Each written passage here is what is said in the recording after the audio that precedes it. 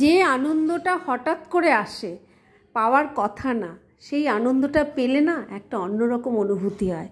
ঠিক তাই, মম আসছে, কথা ছিল না।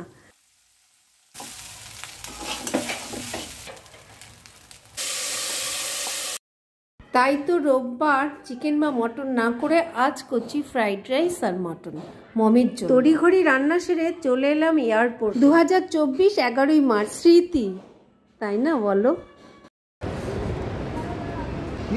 দেখো